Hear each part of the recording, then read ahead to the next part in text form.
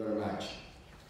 First of all, I would wish to take this opportunity to thank the organizers for according us this opportunity to share with you our experiences, our humble experiences in rural community development. Thank you. Now, I talk about my organization, Network for Eco-Farming in Africa, which is a community-based NGO empowering Kenyan communities to sustainably achieve enhanced access to education, health, food security, and social dignity. It is active in the districts of Kibwezi, Baringo, Molo, and Nakuru, and also in another 12 African countries. NECOFA promotes people-centered participatory community development aimed at restoring community dignity, pride, and confidence. It recognizes and taps people's cultural heritage and knowledge. It mainly works in rural Kenya and focuses on resource-poor families, especially the small-scale farmers. Some of our activities include community-led peace process and support for IDPs, especially after the events of last year.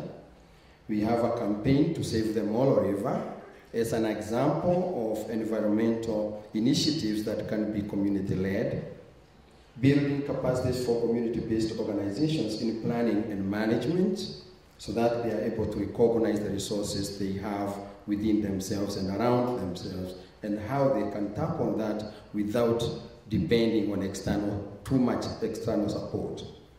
Then we have the Taramadre South African Safaris, which aims at showcasing our rich social-cultural heritage and gastronomy besides the wildlife and parks to visitors. Yeah.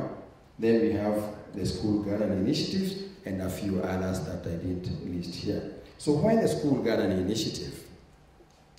Agriculture is the backbone of Kenya's economy and employs over 60% of the workforce. That's directly and indirectly. Over 50% of the youth live in primary and secondary schools end up in rural areas for life as small-scale farmers and prepared for careers as farmers. Many of them find it hard to make a livelihood as small-scale farmers and end up in urban areas in search of employment, thereby worsening the unemployment situation, and a good number of them find themselves in crime and other vices.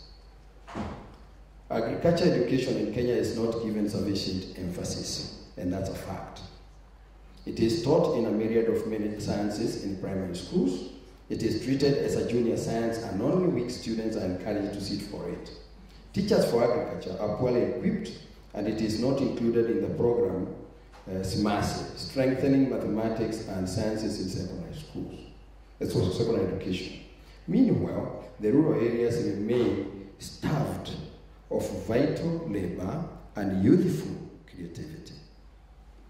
So the objectives of our initiative, the aim is to inculcating positive values on food, agriculture, and environment in growing youth by providing hands-on experience in food production and other livelihood skills, schools becoming demonstration and welcoming centers for community, youth replicating their activities at home, supplementing the school feeding programs. Okay, here I have a few photos of some of the activities that are undertaken by the youth involved in this initiative, e.g. composting and the others, culinary lessons, tree planting. Students also, during the shows and fairs that we organize, the students also are involved in showcasing their activities, thereby building or improving or growing in the leadership skills. So we also have the kitchen gardens, which we can also call urban gardening and farm planning. In conclusion, the current generation is managing and utilizing land on lease from the youth and future generations. Investing in the youth is investing in sustainability and posterity. The values we learn to respect when we are young, we continue to do so even in old age. We are what we eat. And if you allow me just 1 minute, I would wish to add maybe 1 or 2 points.